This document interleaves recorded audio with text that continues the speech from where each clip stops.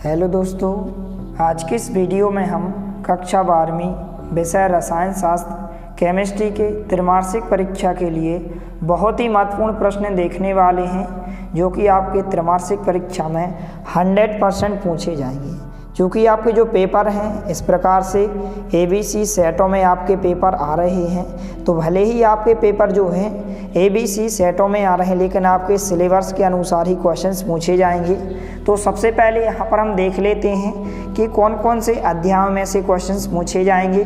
तो यहाँ पर जो अध्याय MP बोर्ड के द्वारा हटा दिए गए हैं, उन अध्यायों में से कोई भी क्वेश्चंस नहीं पूछा जाएगा। तो यहाँ पर अध्याय 1 में से कोई भी क्वेश्चंस नहीं पूछा जाएगा। इसके बाद अध्याय 2 विलयन, अध्याय 3 वैद्युत रसायन, इसके बाद यहाँ पर अध्याय 4 रासायनिक बल गतिकी, इन तीनों अध्यायों में से। इसके बाद अध्याय 5 को हटा दिया गया है, अध्याय 6 को भी हटा दिया गया है। इसके बाद अध्याय 7 को भी हटा दिया गया है। इसके बाद यहाँ पर अध्याय 8 डी तथा एफ ब्लॉक के तत्व, इस अध्याय में से त्रैमासिक परीक्षा में क्वेश्चंस पूछे जाएंगे। और अध्याय 9 उपसंयोजी यौगिक, इस अध्याय में से क्वेश्चंस पूछे जाएंगे।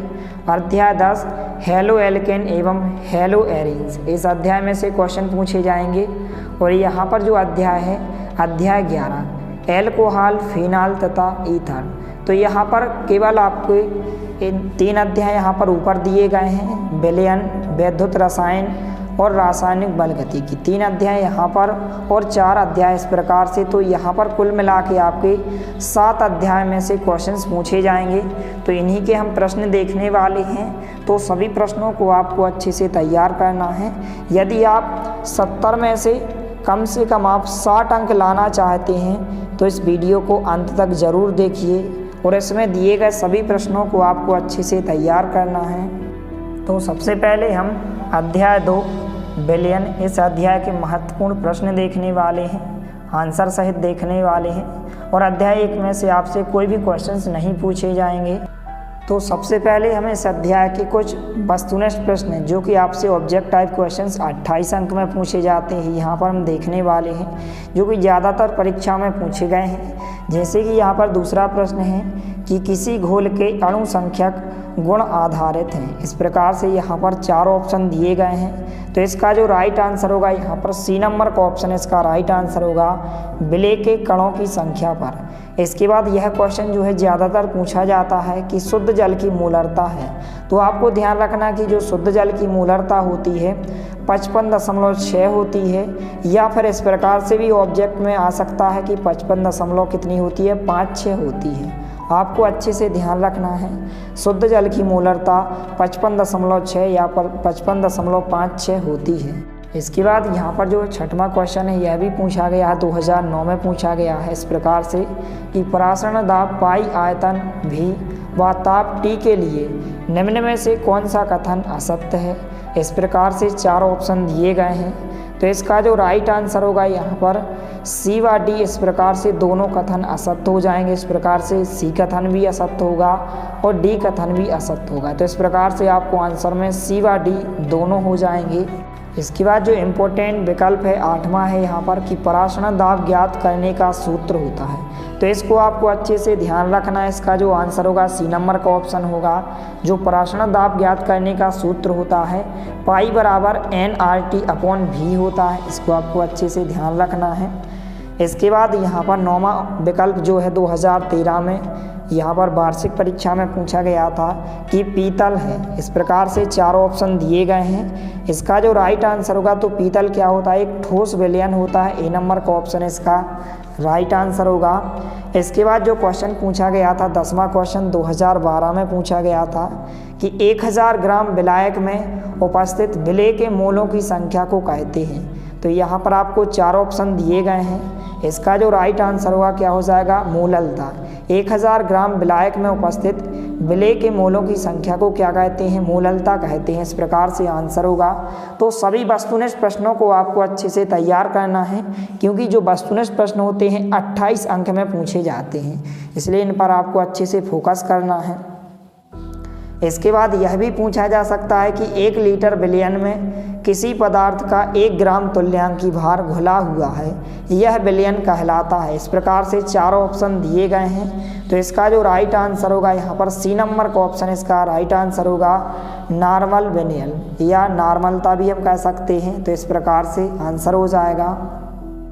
इसके बाद यहाँ पर इस प्रकार से रिक्त स्थान भी पूछे जा सकते हैं। तो यहाँ पर पहला महत्वपूर्ण है, इस प्रकार से 2009 में पूछा गया था कि 1000 ग्राम विलायक में विलेय के मोलों की संख्या कहलाती है।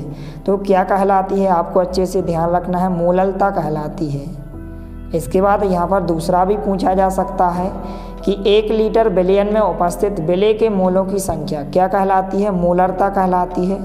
तो इस प्रकार से इन प्रश्नों को आपको अच्छे से ध्यान रखना है।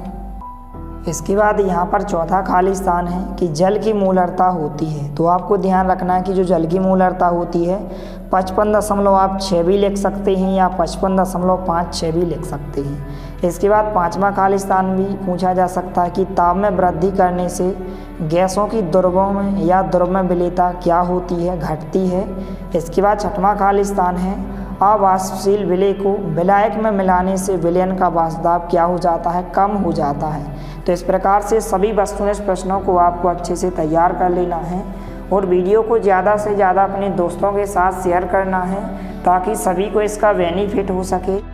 और यदि आप त्रैमासिक परीक्षा में सभी विषयों में अच्छे अंक लाना चाहते हैं तो आप हमारे चैनल के साथ जुड़ जाइए, हमारे चैनल को सब्सक्राइब कीजिए, साथ में नोटिफिकेशन बेल को भी दबाइए ताकि कोई भी वीडियो की नोटिफिकेशन आप तक सबसे पहले पहुंचे। इसके बाद इस अध्याय की कुछ महत्वपूर्ण सही जोड़ियाँ दी गई हैं इस प्रकार से कि परासरण दाब। तो परासरण दाब क्या होता है, यहाँ पर नीचे आंसर भी दिए गए हैं, पहले का सी हो जाएगा।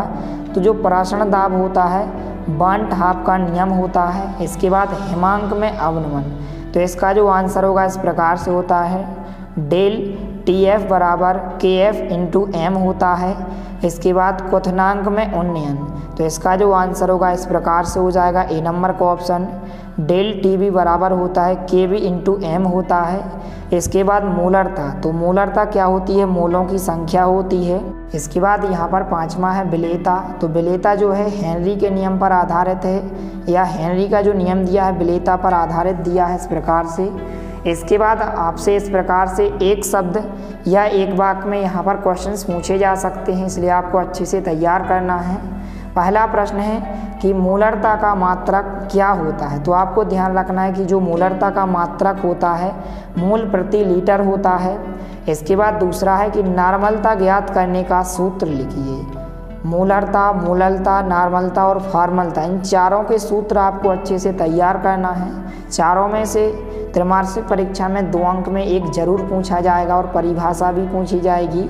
तो नॉर्मलता ज्ञात करने का सूत्र लिखे इस प्रकार से होता है कैपिटल N बराबर होता है कैपिटल W इंटू 1000 होता है और अपॉन में E इंटू V होता है। इसके बाद तीसरा प्रश्न है प्रदूषण व्यक्त करने की इकाई लिखी। तो क्या होता है ppm होता है। इसके बाद चौथा प्रश्न है विलयन का वाष्पदाब ज्ञात करने का सूत्र लिखिए। तो इस प्रकार से होता है PS बराबर P0 इंटू X0 होता है। इसके बाद पांचवा प्रश्न है किशमिश जल में क्यों फूल जाती है। तो अंतः परासरण के कारण जो है फूल जाती है। इसके बाद छठवां प्रश्न है कि PS बराबर P0 X0 यह व्यंजक क्या कहलाता है। तो राउल्ट का नियम कहलाता है। आपको अच्छे से ध्यान रखना है, प्रश्न ऑब्जेक्ट टाइप क्वेश्चंस में भी पूछा जा सकता है। तो इस प्रकार से अध्याय 2 के सभी वस्तुनिष्ठ प्रश्न हो जाएंगे। इसके बाद हम इस अध्याय में से 2 अंक, 3 अंक और 4 अंक के महत्वपूर्ण प्रश्न देखने वाले हैं। तो सबसे पहले हम अति लघुत्तरीय प्रश्न देख लेते हैं जो कि 2 अंक या 3 अंक में पूछे जाएंगे। तो यहाँ पर जो इम्पोर्टेंट क्वेश्चन है यहाँ पर इस प्रकार से चौथा क्वेश्चन इम्पोर्टेंट है। यहाँ पर असामान्य अणुभार क्या होता है, बहुत ही इम्पोर्टेंट क्वेश्चन है, 2 अंक में पूछा जा सकता है, इसलिए आपको अच्छे से तैयार करना है। या फिर आपको मोलरता, मोललता, नॉर्मलता और फॉर्मलता, इन चारों की परिभाषाओं को आपको अच्छे से तैयार करना है। चारों में से आपसे कोई 2 क्वेश्चंस 100% 2-2 अंक में पूछे जाएंगे, इसलिए आपको अच्छे से तैयार करना है। इसके बाद सबसे ज़्यादा पूछा जाने वाला इस अध्याय का जो क्वेश्चन है इस प्रकार से है आदर्श तथा अनादर्श विलयन में अंतर लिखिए। 100% त्रैमासिक परीक्षा में यह क्वेश्चन 3 अंक या 4 अंक में पूछा जाएगा, इसलिए आपको अभी से अच्छे से तैयार कर लेना है। इसके आपको चारों अंतर को अच्छे से तैयार कर लेना है। बहुत ही इजी क्वेश्चन है। इसके बाद इस अध्याय से जो है 2 अंक और 3 अंक में एक न्यूमेरिकल क्वेश्चन अर्थात आंकिक प्रश्न पूछा जाता है। इस प्रकार से यहाँ पर पहला प्रश्न दिया गया है कि NaOH के 4 ग्राम प्रति लीटर सांद्रता वाले विलयन की मोलरता ज्ञात कीजिए। यह 2014 में पूछा गया था। इसके बाद यदि NaOH के 2 ग्राम 250 मिली विलयन में उपस्थित हैं तो विलयन की जो है नॉर्मलता ज्ञात कीजिए। यह भी पूछा जा चुका है। तो दोनों न्यूमेरिकल क्वेश्चन बहुत ही इजी हैं, केवल आपको फार्मूला लगाना है और यहाँ पर मान रख देना है इस प्रकार से।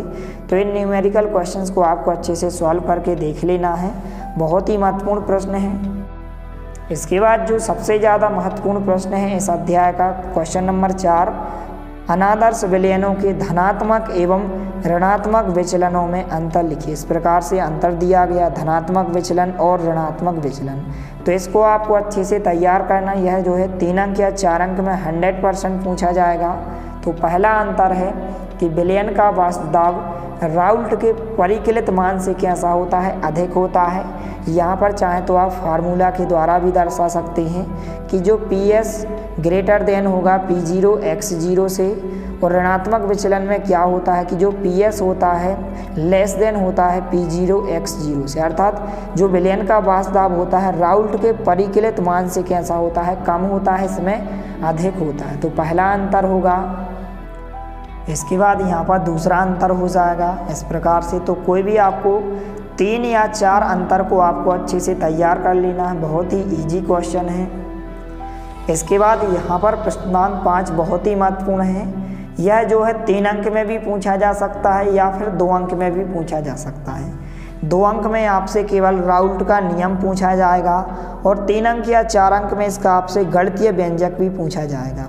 तो यदि 2 अंक में पूछा जाए तो आपको केवल नियम लिखना है, और यदि 3 अंक या 4 अंक में पूछा जाए तो आपको इसका गणितीय व्यंजक भी लिखना है। इस प्रकार से राउल्ट का नियम हो जाएगा कि स्थिर ताप पर अवाष्पशील विलेय के युक्त विलयन का वाष्प दाब उसमें उपस्थित विलायक का मोल प्रभाज के समानुपाती होता है। इस प्रकार से नियम होता है। तो आपको इसको अच्छे से तैयार कर लेना है। इस प्रकार से यहाँ तक आपको अच्छे से तैयार करना है। इस प्रकार से यहाँ पर आंसर दिया गया है।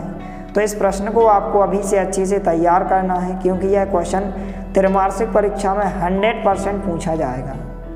इसके बाद यहाँ पर हेनरी का विलेयता संबंधी नियम, यह नियम भी पूछा जा सकता है। तो केवल आपको इसका नियम अच्छे से तैयार करना है। हेनरी का विलेयता संबंधी नियम 2 अंक में पूछा जाएगा। तो इस प्रकार से यहाँ पर नियम होता है कि स्थिर ताप पर किसी गैस की द्रव्य विलेयता गैस के दाब के समानुपाती होती है। इसके बाद आप आगे भी लिख सकते हैं। तो यहाँ तक आपको अच्छे से तैयार करना है।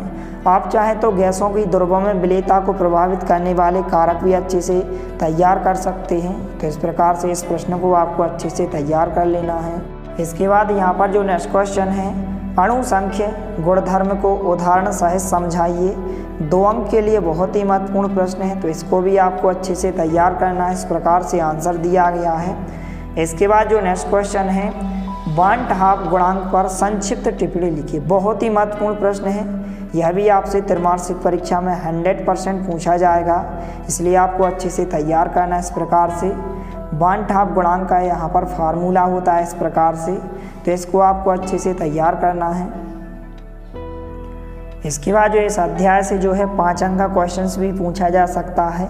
यदि आपसे 5 अंक का क्वेश्चंस पूछा जाए तो इस अध्याय में केवल एक ही क्वेश्चन है कि पराशरण दाब ज्ञात करने की या मापन की बर्कले हार्टले विधि का सचित्र वर्णन कीजिए। या फिर यह क्वेश्चन इस प्रकार से भी पूछा जा सकता है कि पराशरण दाब क्या है। पराशरण दाब ज्ञात करने की बर्कले हार्टले विधि का नामांकित चित्र बनाइए। और यह क्वेश्चन जो है आपसे इस प्रकार से भी पूछा जा सकता है कि केवल आपसे पराशरण दाब की परिभाषा पूछ ली जाए 2 अंक में। तो इसको भी आपको अच्छे से एक बार अच्छे से पढ़ लेना है। इस प्रकार से चित्र दिया गया है, नीचे यहाँ पर आंसर इस प्रकार से दिया गया है। तो इसको आपको अच्छे से तैयार कर लेना है। इसके बाद यहाँ पर इस अध्याय में से 2-2 अंक में यहाँ पर परिभाषाएं पूछी जाती हैं। इस प्रकार से नॉर्मलता की, मोललता की, पीपीएम में सांद्रता, मोलरता और हेनरी का नियम।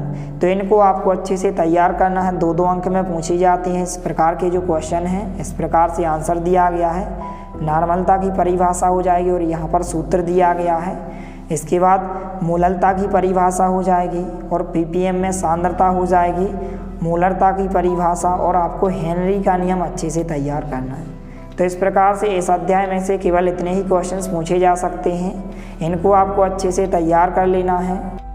इसके बाद अध्याय 3 विद्युत रसायन। इस अध्याय के यहाँ पर हम मोस्ट इम्पोर्टेंट क्वेश्चंस देखने वाले हैं। तो सबसे पहले हम वस्तुनिष्ठ प्रश्नों को देखने वाले हैं। तो यहाँ पर पहला प्रश्न जो है 2009 और 2010 में पूछा गया है कि विशिष्ट चालकता की इकाई है। इस प्रकार से 4 ऑप्शन दिए गए हैं। तो जो विशिष्ट चालकता की इकाई होती है ओम इनवर्स सेंटीमीटर इनवर्स होती है। बी नंबर का ऑप्शन इसका राइट आंसर होगा।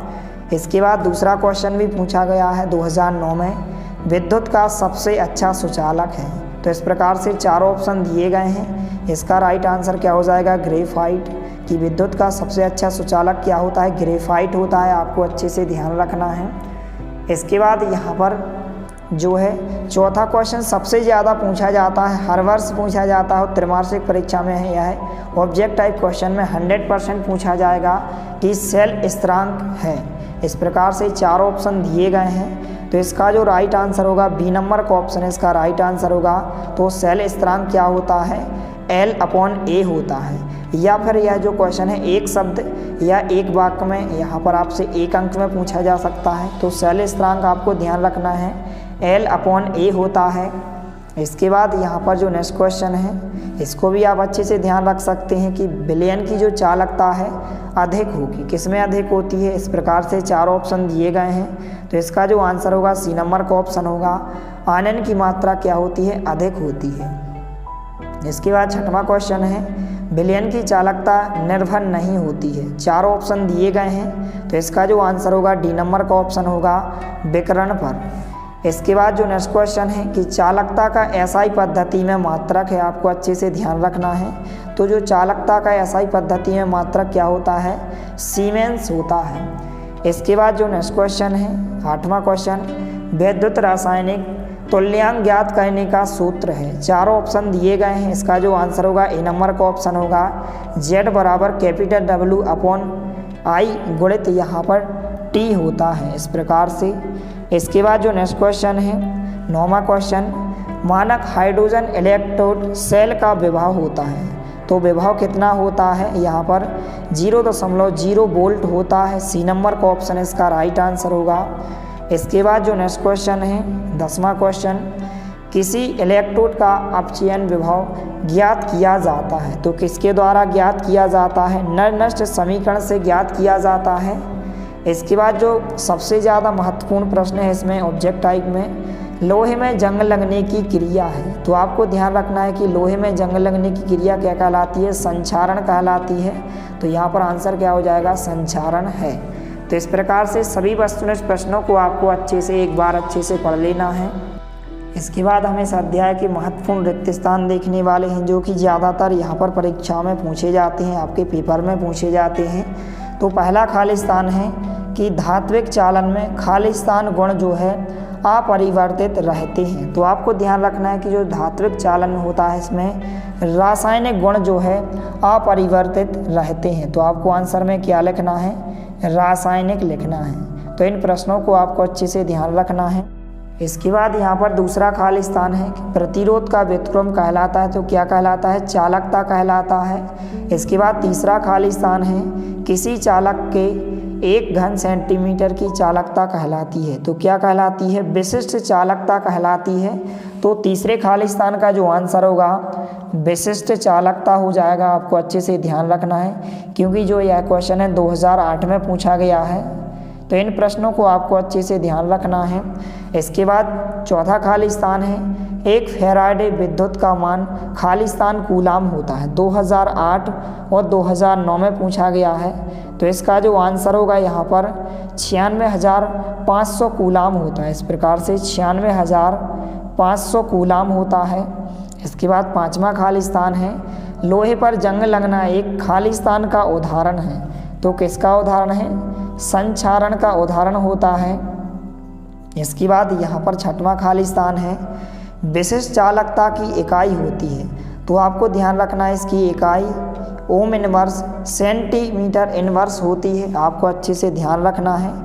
इसके बाद सातवां खालिस्तान है, सेंटीमीटर इनवर्स की इकाई है, तो क्या होती है? सेल स्थिरांक की इकाई होती है। इसके बाद आठवां खालिस्तान है, मानक हाइड्रोजन इलेक्ट्रोड में विभव खालिस्तान माना गया है, तो क्या माना गया है? आपको अच्छे से ध्यान रखना है, 0.0 वोल्ट माना गया है। इस प्रकार से 0.0 वोल्ट माना गया है। इसके बाद नौवां खालिस्तान है, विशिष्ट प्रतिरोध की इकाई है, तो जो विशिष्ट प्रतिरोध की इकाई होती है ओम गुणित सेंटीमीटर होती है। इस प्रकार से आपको अच्छे से ध्यान रखना है।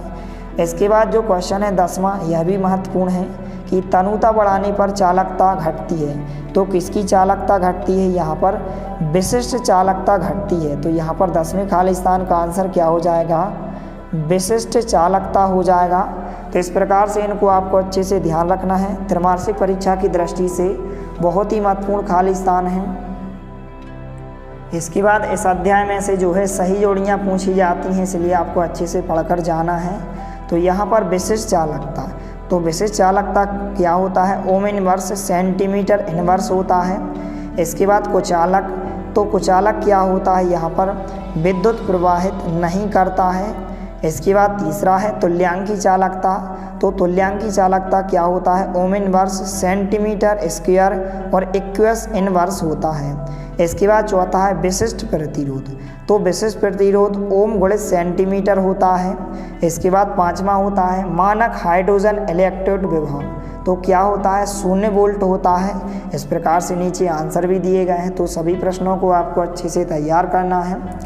इसके बाद यहाँ पर इस प्रकार से सही जोड़ियाँ पूछी जा सकती हैं। शुष्क सेल, तो शुष्क सेल क्या होता है? NH4Cl होता है।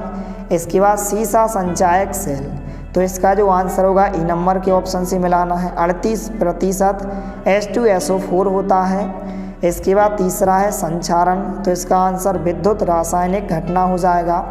इसके बाद 1 फैराडे, तो 1 फैराडे बराबर कितना होता है? 96,500 कूलाम होता है।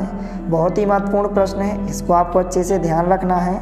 यह प्रश्न जो है ऑब्जेक्ट टाइप क्वेश्चंस में भी पूछा जा सकता है कि 1 फैराडे बराबर कितना होता है?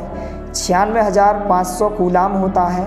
इसके बाद 5वें नंबर में पूछा गया है लोहे पर जस्ते की परत चढ़ाना, तो क्या कहलाता है? गैल्वेनीकरण कहलाता है। इस प्रकार से तो यहाँ पर सभी प्रश्नों के आंसर भी नीचे दिए गए हैं, तो इनको आप अच्छे से तैयार कर लें। इसके बाद इसमें से जो है एक शब्द या एक वाक्य में इस प्रकार के क्वेश्चंस पूछे जाते हैं कि ताप बढ़ाने पर विद्युत अपघटनी चालकता में वृद्धि होती है या कमी होती है, तो क्या होती है? वृद्धि होती है। दूसरा प्रश्न है विद्युत ऊर्जा को रासायनिक ऊर्जा में परिवर्तित करने वाली युक्ति क्या कहलाती है, तो क्या कहलाती है? विद्युत अपघटनी सेल कहलाती है। इसके बाद तीसरा प्रश्न है मानक अवस्था में सेल में विद्युत अपघट्य की सांद्रता कितनी होती है, तो कितनी होती है? इस प्रकार से 1 मोल होती है। इसके बाद चौथा प्रश्न है वह अभिक्रिया क्या कहलाएगी जिसमें ऑक्सीकरण व अपचयन एक साथ होता है, तो कौन सी अभिक्रिया कहलाती है? ऑक्सीकरण अपचयन, या इसी को हम रेडॉक्स अभिक्रिया कहते हैं। यह क्वेश्चन 2011 में पूछा गया था। इसके बाद यहाँ पर 5वां क्वेश्चन है सेल के EMF को किसके द्वारा मापा जाता है, तो विभवमापी द्वारा मापा जाता है। इसके बाद जंग का रासायनिक सूत्र, बहुत ही महत्वपूर्ण प्रश्न है, आपको जंग का सूत्र अच्छे से ध्यान रखना है। जो रासायनिक सूत्र होता है Fe2O3 × XH2O होता है, इसको अच्छे से ध्यान रखना है। जंग का रासायनिक सूत्र यह जो है एक शब्द या एक वाक्य में पूछा जाएगा, इसलिए आपको अच्छे से ध्यान रखना है। इसके बाद जो है इस अध्याय में से 4 अंक या 5 अंक में लॉन्ग टाइप क्वेश्चंस अर्थात दीर्घोत्तरीय प्रश्न पूछे जाते हैं इस प्रकार से कि गैल्वेनिक सेल तथा विद्युत अपघटनी सेल में अंतर लिखिए, तो कोई भी आपको 5 या 6 अंतर को अच्छे से तैयार कर लेना है। त्रैमासिक परीक्षा की दृष्टि से बहुत ही महत्वपूर्ण प्रश्न है। इसके बाद यहाँ पर जो नेक्स्ट क्वेश्चन है कि फैराडे के विद्युत अपघटन के प्रथम नियम की परिभाषा एवं सूत्र दीजिए। तो यहाँ पर फैराडे का प्रथम नियम आपको अच्छे से तैयार करना है। 2 अंक या 3 अंक में पूछा जा सकता है या फिर 5 अंक में भी पूछा जा सकता है।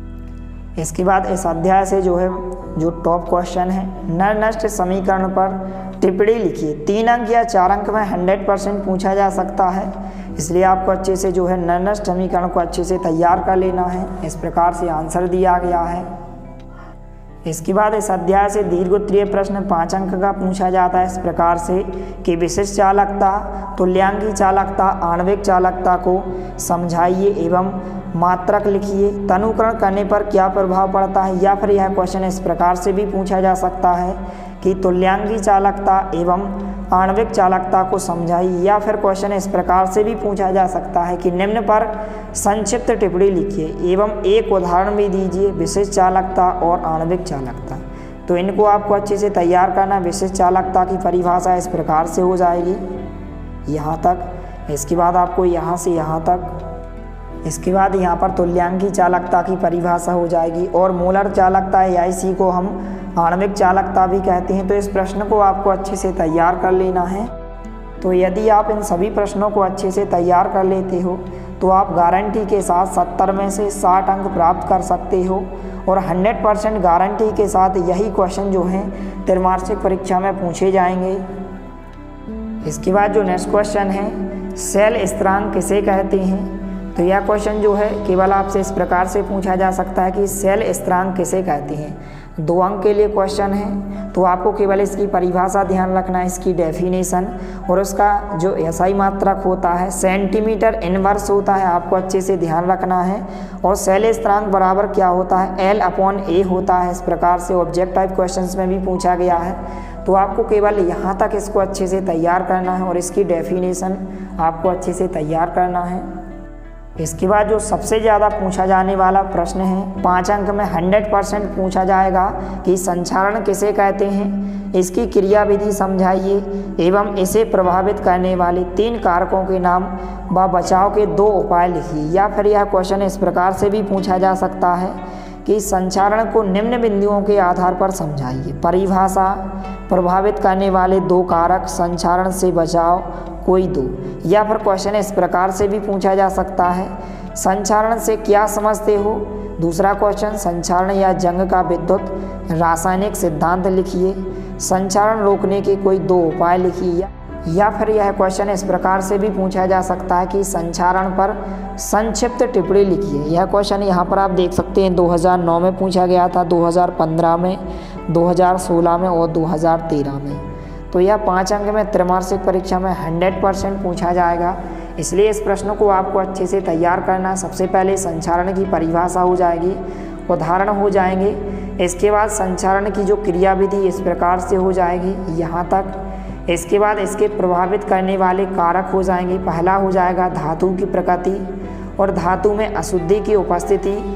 इसके बाद यहाँ पर संचारण रोकने के उपाय हो जाएंगे इस प्रकार से, रोधी रक्षण के द्वारा, और यहाँ पर तेल ग्रीस लगाकर इस प्रकार से। तो इस प्रश्न को आपको अच्छे से तैयार करना है, बहुत ही इजी क्वेश्चन है। इसके बाद यहाँ पर पेंट वार्निश लगाकर विद्युत लेपन करके बलिदानी या उत्सर्ग रक्षण या फिर वैद्युतीय रक्षण, इस प्रकार से यहाँ पर आंसर हो जाएगा। तो इस प्रश्न को आपको अच्छे से तैयार कर लेना है। इसके बाद यह क्वेश्चन भी पूछा जा सकता है कि मानक हाइड्रोजन इलेक्ट्रोड क्या है, यह कैसे बनाया जाता है। या फिर क्वेश्चन इस प्रकार से भी पूछा जा सकता है, मानक हाइड्रोजन इलेक्ट्रोड को सचित्र समझाइए अभिक्रियाओं सहित। तो यह क्वेश्चन भी 5 अंक में पूछा जा सकता है, तो इसको भी आपको अच्छे से तैयार करना है। इस प्रकार से आंसर दिया गया है। इसके बाद यहाँ पर आगे दिया गया है और यहाँ पर आपको चित्र को भी बनाना है, तो इस प्रश्न को आपको अच्छे से तैयार कर लेना है। इसके बाद जो इस अध्याय का सबसे ज़्यादा महत्वपूर्ण प्रश्न है, कोलरास का नियम एवं इसके 2 अनुप्रयोगों का वर्णन कीजिए। 5 अंक में आपको त्रैमासिक परीक्षा में 100% देखने को मिलेगा। तो या तो आप संचारण और इन दो क्वेश्चन, संचारण वाला क्वेश्चन कि संचारण किसे कहते हैं, या फिर कोलरास का नियम एवं इसके 2 अनुप्रयोगों का वर्णन कीजिए। यह 2 क्वेश्चन 100% जो है त्रैमासिक परीक्षा में आपको देखने को मिलेंगे। इसलिए इस प्रश्न को आपको अभी से अच्छे से तैयार कर लेना है। कोलरास का नियम हो जाएगा इस प्रकार से, और कोलरास के नियम के 2 अनुप्रयोगों का आपको वर्णन करना है इस प्रकार से। तो इस प्रकार से आंसर हो जाएगा, इसको आप अच्छे से नोट कर लें। तो यहाँ पर पहला अनुप्रयोग हो जाएगा इस प्रकार से कि कोलरास के नियम के अनुप्रयोग से किसी वैद्युत अपघट्य की आणविक चालकता ज्ञात करना, इस प्रकार से पहला अनुप्रयोग होगा। इसके बाद यहाँ से लेकर यहाँ तक, और इसके बाद यहाँ पर दूसरा अनुप्रयोग होगा कोलरास नियम के अनुप्रयोग से दुर्बल वैद्युत अपघट्यों के आनन की मात्रा ज्ञात करना है। तो सभी प्रश्नों को आपको अच्छे से तैयार करना है। ज़रूरी नहीं है कि हम जो क्वेश्चंस के आंसर आपको बता रहे हैं वही आप याद करें। आप किसी पुस्तक या कोई भी गाइड में से आप इनको अच्छे से याद कर सकते हैं। इसके बाद इस अध्याय में से यह भी पूछा जा सकता है कि विशिष्ट चालकता किसे कहते हैं, इसका विशिष्ट प्रतिरोध के साथ क्या संबंध है तथा इसकी इकाई क्या है, या फिर ओम का नियम। 2 अंक के लिए महत्वपूर्ण प्रश्न है, तो इनको भी आपको एक बार अच्छे से पढ़ लेना है। इसके बाद अध्याय 4 रासायनिक बल गतिकी। इस अध्याय के सबसे पहले हम वस्तुनिष्ठ प्रश्नों को देख लेते हैं जो ज़्यादातर परीक्षा में पूछे जाते हैं। तो पहला प्रश्न है रासायनिक अभिक्रिया की दर निर्भर करती है। 4 ऑप्शन दिए गए हैं। तो जो रासायनिक अभिक्रिया की दर निर्भर करती है सक्रिय द्रव्यमान पर निर्भर करती है। ए नंबर का ऑप्शन इसका राइट आंसर होगा। तो इस प्रकार से यहाँ पर बहुत सारे यहाँ पर वस्तुनिष्ठ प्रश्न दिए गए हैं। इसके बाद यहाँ पर जो चौथा है यह भी महत्वपूर्ण है कि अभिक्रिया दर का मात्रक है। तो जो अभिक्रिया दर का मात्रक होता है मोल इनवर्स सेकेंड इनवर्स होता है। ए नंबर का ऑप्शन इसका राइट आंसर होगा। इसके बाद 5वां भी महत्वपूर्ण है कि प्रति 10 डिग्री सेल्सियस ताप बढ़ाने से अभिक्रिया की दर हो जाती है। तो कितनी हो जाती है, 2 गुनी अधिक हो जाती है। बी नंबर का ऑप्शन इसका राइट आंसर होगा। तो इस प्रकार से इसमें दिए गए प्रश्नों को आपको अच्छे से एक बार पढ़ लेना है इस प्रकार से। इसके बाद जो यहाँ पर इम्पोर्टेंट है 7वां क्वेश्चन भी इम्पोर्टेंट है कि द्रव्य अनुपाती क्रिया के नियम का प्रतिपादन किसने किया था। तो आपको अच्छे से ध्यान रखना किसने किया था, गुलबर्ग तथा बागे ने किया था। इसके बाद 8वां क्वेश्चन भी महत्वपूर्ण है, अभिक्रिया की आणविकता का मान नहीं होता है। तो क्या नहीं होता है, 0 नहीं होता है। आपको अच्छे से ध्यान रखना है। इसके बाद इस अध्याय के महत्वपूर्ण रिक्त स्थान देखने वाले हैं जो कि ज़्यादातर यहाँ पर इस प्रकार से पेपर में पूछे गए हैं। पहला खालिस्तान है एथिल एसीटेट का अम्लीय माध्यम में जल अपघटन एक खालिस्तान कोटि की अभिक्रिया है। तो यहाँ पर आपको ध्यान रखना है आभासी या फिर एक अणुक कोटि की अभिक्रिया है।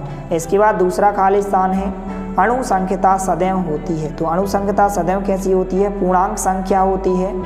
इसके बाद तीसरा क्वेश्चन है एक मोल अभिकारक को उत्तेजित करने के लिए खालिस्तान फोटान की आवश्यकता होती है।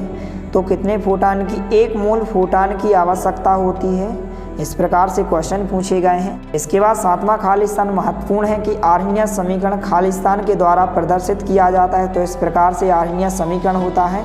इस समीकरण को आपको अच्छे से ध्यान रखना है क्योंकि ये जो यह क्वेश्चन है एक शब्द या एक वाक्य में 1 अंक में पूछा जा सकता है। तो इस प्रकार से इन सभी रिक्त स्थानों को आपको एक बार अच्छे से पढ़ लेना है। नीचे यहाँ पर सभी प्रश्नों के आंसर दिए गए हैं। इसके बाद इस अध्याय से सही जोड़ियाँ भी पूछी जाती हैं। इस प्रकार से यहाँ पर आप देख सकते हैं आर्हीनियस समीकरण। तो आर्हीनियस समीकरण यह जो सही जोड़ियाँ है महत्वपूर्ण है। तो इसका आंसर हो जाएगा सी नंबर का ऑप्शन के बराबर। इस प्रकार से आर्हीनियस समीकरण होता है, इसको आपको अच्छे से ध्यान रखना है। इसके बाद इनको भी आपको एक बार अच्छे से पढ़ लेना है। इसके बाद एक शब्द या एक वाक्य में प्रश्न इस अध्याय से पूछे जाते हैं। प्रथम कोटि की अभिक्रिया के लिए अर्ध आयुकाल का सूत्र लिखिए। इस प्रकार से होता है, आपको अच्छे से ध्यान रखना है।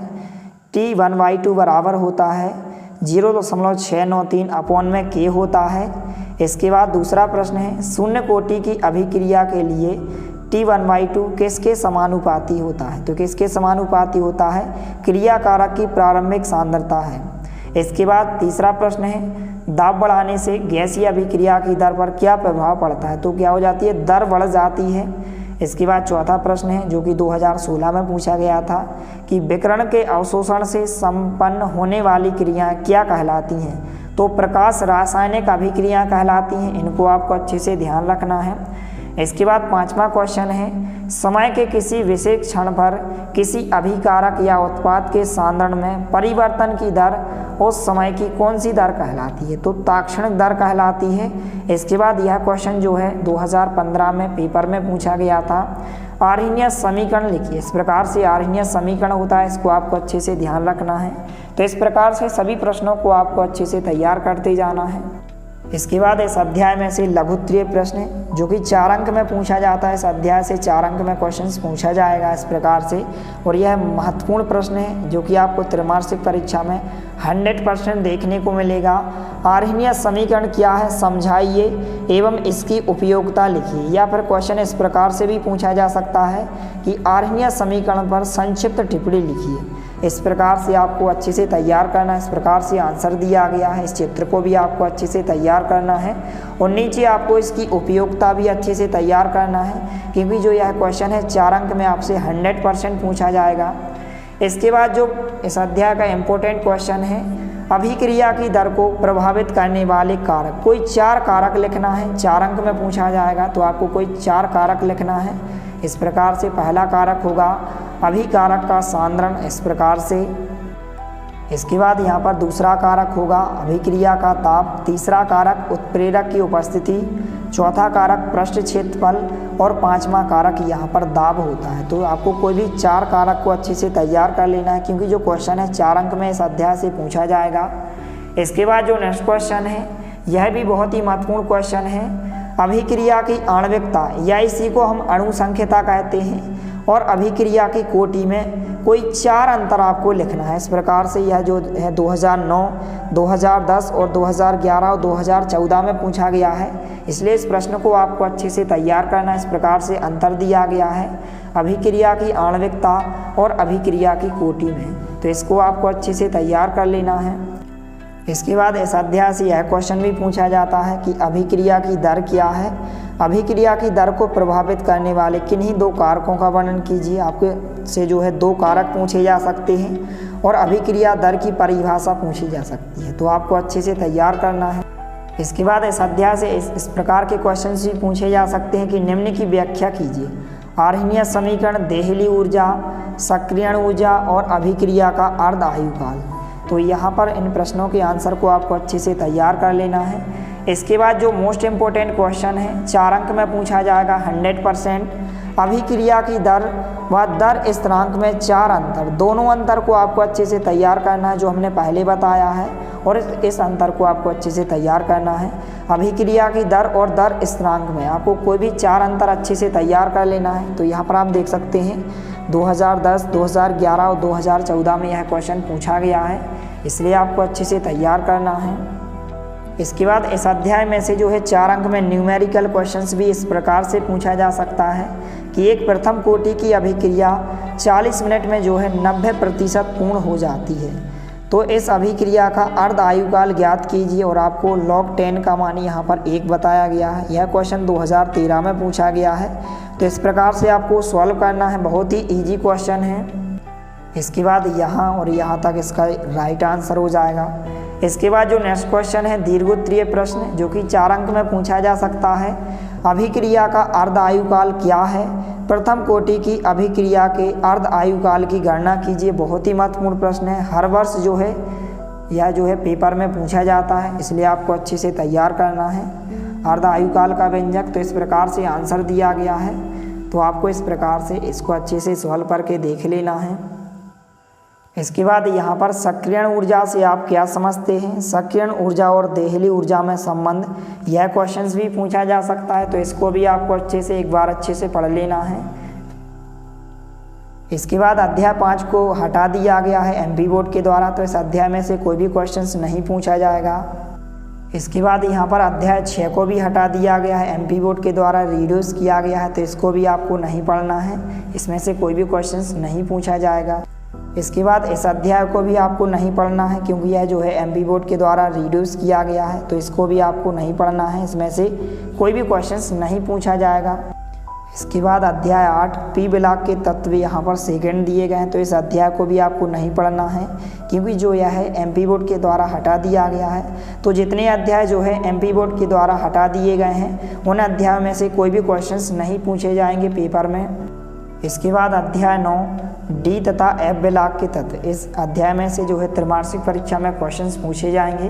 तो सबसे पहले हम वस्तुनिष्ठ प्रश्नों को देख लेते हैं। तो यहाँ पर पहला प्रश्न है Fe2+ आयन में अयुग्मित इलेक्ट्रॉनों की संख्या है। यह क्वेश्चन जो है 2011 में पूछा गया था। तो यहाँ पर इसका आंसर कितना हो जाएगा, 4 हो जाएगा। बी नंबर का ऑप्शन इसका राइट आंसर होगा। तो इस प्रकार से इनको भी आपको अच्छे से पढ़ लेना है। इसके बाद यहाँ पर और भी क्वेश्चंस दिए गए हैं, तो इनको आपको अच्छे से एक बार अच्छे से पढ़ लेना है। इस प्रकार से यहाँ पर प्रश्न दिए गए हैं और नीचे यहाँ पर इन सभी प्रश्नों के यहाँ पर आप देख सकते हैं आंसर भी दिए गए हैं। तो सभी प्रश्नों को आपको एक बार अच्छे से पढ़ लेना है क्योंकि जो वस्तुनिष्ठ प्रश्न पूछे जाएंगे 28 अंक में जो है वस्तुनिष्ठ प्रश्न पूछे जाएंगे, इसलिए इनको आपको अच्छे से पढ़ना है इस प्रकार से। इसके बाद इस अध्याय में से जो है रिक्त स्थान ज़्यादातर पूछे जाते हैं इस प्रकार से। पहला खाली स्थान है एफ ब्लॉक के तत्व कहलाते हैं। तो आपको ध्यान रखना है एफ ब्लॉक के तत्व क्या कहलाते हैं, अंतः संक्रमण तत्व कहलाते हैं। इस प्रकार से नीचे आंसर दिया गया है, 2013 में यह क्वेश्चन पूछा गया है। इसके बाद दूसरा खाली स्थान है संक्रमण धातुएं। खाली स्थान ऑक्सीकरण अवस्था प्रदर्शित करती हैं, तो परिवर्ती ऑक्सीकरण अवस्था प्रदर्शित करती हैं। इसके बाद यहाँ पर तीसरा खाली स्थान 2012 में पूछा गया है, तो इसको भी आपको अच्छे से ध्यान रखना है कि अंतः संक्रमण तत्वों का सामान्य इलेक्ट्रॉनिक विन्यास इस प्रकार से होता है। इसके बाद चौथा खाली स्थान है संक्रमण धातुओं के आयन होते हैं। तो यहाँ पर कैसे आयन होते हैं, इस प्रकार से रंगीन आयन होते हैं। और कैलोमल का सही सूत्र, इसको आपको अच्छे से ध्यान रखना है क्योंकि जो यह क्वेश्चन है ऑब्जेक्ट टाइप क्वेश्चंस या फिर एक शब्द या एक वाक्य में भी पूछा जा सकता है कि कैलोमल का सूत्र लिखिए। तो क्या होता है, Hg2Cl2 होता है। इसके बाद यहाँ पर इस अध्याय से सही जोड़ियाँ भी पूछी जा सकती हैं। तो इस प्रकार से यहाँ पर नीचे आंसर भी दिए गए हैं। यहाँ पर इसमें जो सही जोड़ियाँ हैं इंपॉर्टेंट एक्टिनाइड, तो एक्टिनाइड का बी नंबर का ऑप्शन होगा रेडियोधर्मी। इसके बाद नारंगी धूम, यह 2010 में पूछी गई है। तो पाँचवें का सी होगा इस प्रकार से CrO2Cl2। तो इनको आपको अच्छे से ध्यान रखना है। इसके बाद एक शब्द या एक वाक्य में प्रश्न पूछे जा सकते हैं। डी ब्लॉक के तत्व कहलाते हैं। तो आपको ध्यान रखना है डी ब्लॉक के तत्व जो हैं संक्रमण तत्व कहलाते हैं। इसके बाद जो इम्पोर्टेंट क्वेश्चन है यहाँ पर दूसरा है कि डी ब्लॉक के कौन से तत्व संक्रमण तत्व नहीं कहलाते हैं। तो जिंक, कैडमियम और जो पारा होता है, इस प्रकार से 3 तत्व ऐसे हैं जो यहाँ पर संक्रमण तत्व नहीं कहलाते हैं। इसके बाद तीसरा क्वेश्चन है KMnO4 को सूर्य के प्रकाश में रख दें, तो इसका क्या होगा, तो यहाँ पर अपघटन हो जाएगा। इसके बाद चौथा प्रश्न है लेंथेनाइड तथा एक्टिनाइड में से किस में संकुचन अधिक होता है, तो एक्टिनाइड में होता है।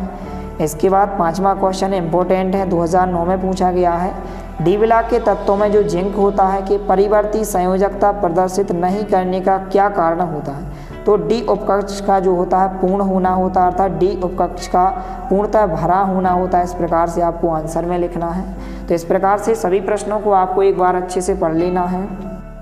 इसके बाद इस अध्याय के इम्पोर्टेंट क्वेश्चंस देखने वाले हैं। तो सबसे पहले लघुत्तरीय प्रश्न पूछे जाते हैं इस अध्याय में से 3 अंक और 4 अंक में। क्वेश्चन है टाइटेनियम आश्चर्यजनक धातु या इसी को हम रणनीतिक धातु कहलाती है, क्यों। इस प्रकार से आंसर दिया गया। तो यह क्वेश्चन 2 अंक या 3 अंक में पूछा जाएगा, इसलिए आपको अच्छे से तैयार करना है। इसके बाद जो नेक्स्ट क्वेश्चन है संक्रमण तत्व रंगीन आयन बनाते हैं, क्यों, कारण स्पष्ट कीजिए एवं उदाहरण दीजिए। यह क्वेश्चन 2010 में पूछा गया है। या फिर यह क्वेश्चन इस प्रकार से भी पूछा जा सकता है Cu+ रंगहीन है जबकि Cu2+ रंगीन है, स्पष्ट कीजिए। तो इतने 2 प्रकार से यह क्वेश्चन पूछा जा सकता है, दोनों का सेम आंसर है इस प्रकार से।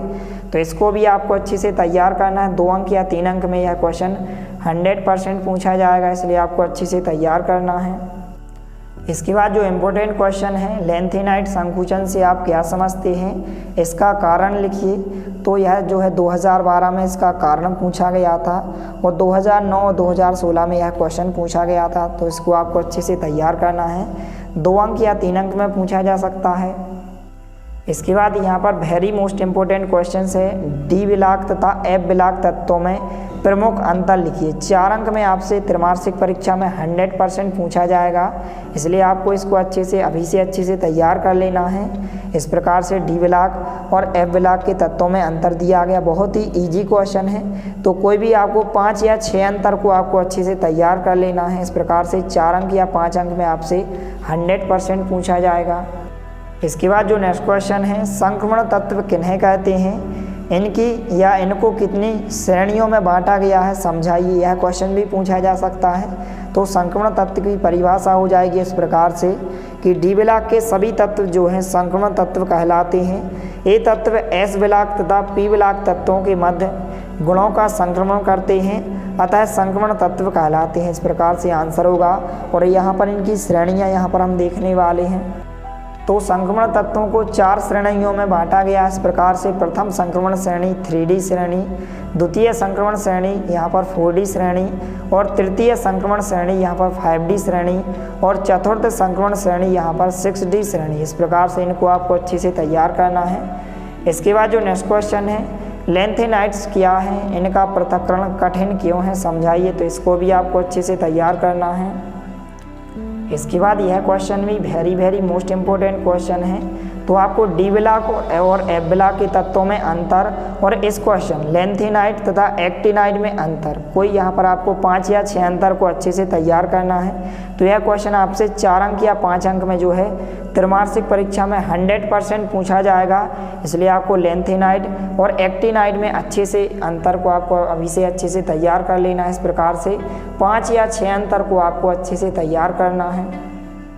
इसके बाद अध्याय 10 उपसंयोजी रसायन। इस अध्याय के सबसे पहले हम ऑब्जेक्ट टाइप क्वेश्चन वस्तुनिष्ठ प्रश्न देखने वाले हैं। तो यहाँ पर पहला प्रश्न है, द्विक लवण है। इस प्रकार से 4 ऑप्शन दिए गए हैं। तो यहाँ पर ए नंबर का ऑप्शन इसका राइट आंसर होगा। इसके बाद दूसरा है, इस प्रकार से यहाँ पर आपको इसका IUPAC नाम बताना है। तो इसका जो IUPAC नाम होगा यहाँ पर टेट्रा कार्बोनिल निकिल 0 हो जाएगा। सी नंबर का ऑप्शन इसका राइट आंसर होगा। यह जो है 2015 में पेपर में पूछा गया था। इसके बाद तीसरा क्वेश्चन है, सोडियम नाइट्रोपोसाइड का सूत्र है। इस प्रकार से 4 ऑप्शन दिए गए हैं। इसका जो राइट आंसर होगा बी नंबर का ऑप्शन इसका राइट आंसर होगा इस प्रकार से। इसके बाद मोहन लवण है। तो मोहन लवण क्या होता है, संकुल लवण होता है। इसके बाद यहाँ पर 5वां क्वेश्चन दिया गया है, 6वां क्वेश्चन दिया गया और नीचे यहाँ पर इनके आंसर दिए गए हैं। तो इनको आपको एक बार अच्छे से पढ़ लेना है। इसके बाद इस अध्याय से जो है रिक्त स्थान भी पूछे जा सकते हैं इस प्रकार से। तो यहाँ पर पहला खाली स्थान है फिटकरी लवण है। तो फिटकरी एक द्विक लवण होता है। इसके बाद दूसरा खाली स्थान है इलेक्ट्रॉन युग्मदाता कहलाता है। तो क्या कहलाता है, संलग्नी कहलाता है। तीसरा खाली स्थान है संलग्नी तथा धातु आयन के मध्य खाली स्थान बंध बनता है। तो उपसंयोजी बंध बनता है। इसके बाद चौथा प्रश्न इस प्रकार से पूछा गया है कि इसमें आपको पीटी की समन्वय संख्या बताना है। तो कितनी हो जाएगी इसकी समन्वय संख्या, 4 हो जाएगी। इसके बाद 5वां बहुत ही महत्वपूर्ण खाली स्थान है कि EDTA लिगेंड है। तो क्या होता है, हेक्सादंतुल लिगेंड होता है। बहुत ही महत्वपूर्ण खाली स्थान है। यह जो है 2015 में पेपर में पूछा गया था। तो इस प्रकार से सभी वस्तुनिष्ठ प्रश्नों को आपको अच्छे से तैयार कर लेना है। इसके बाद इस अध्याय से जो है सही जोड़ियाँ भी पूछी जा सकती हैं इस प्रकार से। यह जो है 2016 में पूछी गई थी पेपर में EDTA। तो EDTA क्या होता है, एक लिगेंड होता है। इसका आंसर लिगेंड से मिला देना है।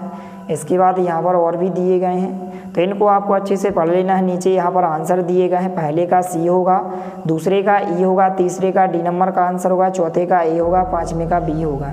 इसके बाद एक शब्द या एक वाक्य में इस प्रकार से क्वेश्चंस पूछे जा सकते हैं कि इस प्रकार से यहाँ पर आपको क्वेश्चन पूछा गया है कि किस प्रकार के समावयवी हैं। इस प्रकार से तो यह जो दिया गया है यह क्या है, आयनन समावयवी है। यह क्वेश्चन 2014 और 2016 में पूछा गया था।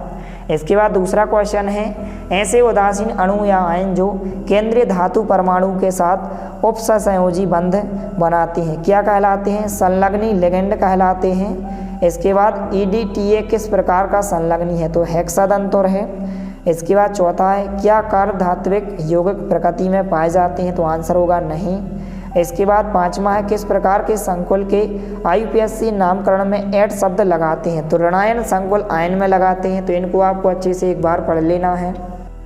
इसके बाद इस अध्याय से जो है अति लघुत्तरीय प्रश्न अर्थात 2-2 अंक के छोटे छोटे क्वेश्चंस पूछे जाते हैं इस प्रकार से, जैसे कि प्रभावकारी परमाणु संख्या NEAN से आप क्या समझते हैं, 2 अंक में यह पूछा जा सकता है। इसके बाद कार्बधात्विक यौगिक क्या होते हैं, एक उदाहरण लिखिए। क्वेश्चन 2009 और 2014 में पूछा गया था। तो इस प्रकार से आपको इसकी डेफिनेशन और यहाँ पर एक उदाहरण आपको अच्छे से ध्यान रखना है। इसके बाद नेक्स्ट क्वेश्चन है समन्वय संख्या को परिभाषित कीजिए। यह भी 2 अंक में पूछा जा सकता है। इसके बाद जो कीलेट क्या होते हैं, बहुत ही महत्वपूर्ण प्रश्न है, त्रैमासिक परीक्षा में आपको 100% देखने को मिलेगा। इस प्रकार से आंसर दिया गया है, तो इसको आपको अच्छे से तैयार कर लेना है। या फिर यह क्वेश्चन भी पूछा जा सकता है कि कीलेट का महत्व एवं एक उदाहरण लिखिए इस प्रकार से। या फिर आपसे अंतर भी पूछा जा सकता है कि द्विक लवण और संकुल लवण में कोई 2 अंतर लिखिए। 2 अंतर आपसे पूछे जा सकते हैं 2 अंक में, तो आपको कोई भी 2 छोटे छोटे अंतर आपको ध्यान रखना है इस प्रकार से। इसके बाद इस अध्याय में से 2 अंक या 4 अंक में इस प्रकार से क्वेश्चन पूछा जाता है कि निम्न उपसंयोजी यौगिक के रासायनिक सूत्र लिखिए, कोई 4, या फिर निम्न उपसंयोजी यौगिक के IUPAC नाम लिखिए। आपको कोई भी 2 या 4 यहाँ पर IUPAC नाम लिखने को कहा जाएगा उपसंयोजी यौगिकों के। इस प्रकार से आपको यहाँ पर सूत्र दिया जाएगा और यहाँ पर आपको नाम लिखने को कहा जाएगा। तो आपको इनको एक बार अच्छे से पढ़ लेना है। इस प्रकार से बहुत सारे यहाँ पर नाम दिए गए हैं और यहाँ पर उपसंयोजी यौगिक दिए गए हैं, इनके आपको IUPAC नाम लिखने को कहा जाएगा। तो इस प्रकार से बहुत सारे उपसंयोजी यौगिक दिए गए हैं, इनके आपको IUPAC नाम लिखना है। तो इस प्रकार से इनको आपको अच्छे से पढ़ लेना है। बहुत ही महत्वपूर्ण क्वेश्चन है, 2 अंक या 4 अंक में 100% त्रैमासिक परीक्षा में पूछा जाएगा, इसलिए आपको इनको आप अच्छे से पढ़ लेना है। इसके बाद अध्याय 11 हेलो एल्केन तथा हेलो एरिन, इस अध्याय के यहाँ पर हम प्रश्न देखने वाले हैं। तो सबसे पहले आपको इन वस्तुनिष्ठ प्रश्नों को अच्छे से पढ़ लेना है। इस प्रकार से दिए गए हैं और यहाँ पर नीचे इनके आंसर भी दिए गए हैं इस प्रकार से। इसके बाद रिक्त स्थान भी इस अध्याय से पूछे जा सकते हैं। तो इस प्रकार से नीचे यहाँ पर आंसर दिए गए हैं।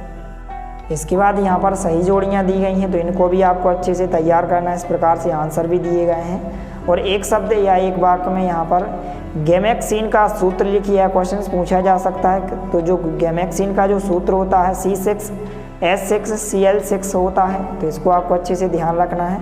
तो सभी वस्तुनिष्ठ प्रश्नों को आपको एक बार अच्छे से पढ़ लेना है। तो इस अध्याय में से जो है अभिक्रियाएं पूछी जाती हैं, 4 अंक या 5 अंक में पूछी जाती हैं या फिर 2 अंक में। तो 100% यह क्वेश्चन पूछा जाएगा कि निम्न में से किन्हीं 2 अभिक्रियाओं को समझाइए। वोल्टाज अभिक्रिया, सेंडमेयर अभिक्रिया, हुंस-डीकर अभिक्रिया, कार्बेल एमीन अभिक्रिया और राइमर टीमैन अभिक्रिया। तो इन अभिक्रियाओं को आपको अच्छे से पढ़कर जाना है। बहुत ही महत्वपूर्ण क्वेश्चन है, आपको त्रैमासिक परीक्षा में 100% यह अभिक्रियाएं देखने को मिलेंगी। इसके बाद यह क्वेश्चन भी पूछा जा सकता है कि निम्नलिखित पर टिप्पणी लिखिए। DDT और BSC या फिर गैमेक्सिन, 4 अंक का क्वेश्चन है, इसको आपको अच्छे से तैयार करना है। तो इस प्रकार से आंसर दिया गया है DDT इस प्रकार से और BSC, तो इसको आपको अच्छे से तैयार करना है। इसके बाद अध्याय 12 एल्कोहल, फिनॉल तथा ईथर। तो सबसे पहले हम इस अध्याय के वस्तुनिष्ठ प्रश्नों को देख लेते हैं। तो इस प्रकार से इन वस्तुनिष्ठ प्रश्नों को आपको एक बार अच्छे से पढ़ लेना है। इस प्रकार से नीचे आंसर भी दिए गए हैं। इसके बाद इस अध्याय से रिक्त स्थान भी पूछे जा सकते हैं, तो इनको भी आपको अच्छे से पढ़ लेना है। इसके बाद यहाँ पर सही जोड़ियाँ दी गई हैं, तो इनको भी आपको पढ़ लेना है। इसके बाद एक शब्द या एक वाक्य में इस प्रकार से प्रश्न दिए गए हैं, तो सभी वस्तुनिष्ठ प्रश्नों को आपको एक बार अच्छे से पढ़ लेना है। इसके बाद इस अध्याय से जो है लघुत्तरीय प्रश्न 2 अंक या 3 अंक में क्वेश्चन पूछा जाता है कि ऑक्सीजन की उपस्थिति में फिनॉल किस रंग का हो जाता है, यह क्वेश्चन पूछा जा सकता है। तो इसको आपको अच्छे से एक बार पढ़ लेना है। इसके बाद इस अध्याय का जो सबसे ज़्यादा पूछा जाने वाला प्रश्न है, बार बार जो है त्रैमासिक परीक्षा में पूछा जाता है। यहाँ पर वार्षिक परीक्षा में भी पूछा गया है 2009, 10, 2014 और 2016 में। 4 अंक का क्वेश्चन है और 4 अंक में आपसे 100% पूछा जाएगा। प्राथमिक, द्वितीयक तथा तृतीयक एल्कोहल क्या हैं, इनके विभेद की वेक्टर मेयर विधि को समीकरण सहित दीजिए। इस प्रकार से आंसर दिया गया है, तो इसको आपको अच्छे से तैयार कर लेना। बहुत ही महत्वपूर्ण प्रश्न है, इस प्रकार से आंसर दिया गया है। इसके बाद यह क्वेश्चन भी महत्वपूर्ण प्रश्न है। त्रैमासिक परीक्षा में 100% पूछा जाएगा 4 अंक या 3 अंक में कि फिनॉल एवं एल्कोहल में कोई 4 अंतर स्पष्ट कीजिए। इस प्रकार से आपको कोई भी 4 या 5 अंतर को आपको अच्छे से तैयार कर लेना है। तो इस प्रकार से सभी प्रश्नों को आपको अभी से अच्छे से तैयार कर लेना है। यदि आप इन सभी प्रश्नों को अच्छे से तैयार कर लेते हो तो आप 70 में से कम आप 60 अंक आसानी से प्राप्त कर सकते हो। यदि वीडियो पसंद आए तो प्लीज़ लाइक कीजिए, दोस्तों के साथ शेयर कीजिए और यदि आपने हमारे चैनल को सब्सक्राइब नहीं किया है तो प्लीज़ सब्सक्राइब कीजिए। धन्यवाद। मिलते हैं अगले वीडियो में, तब तक के लिए जय हिंद, वंदे मातरम।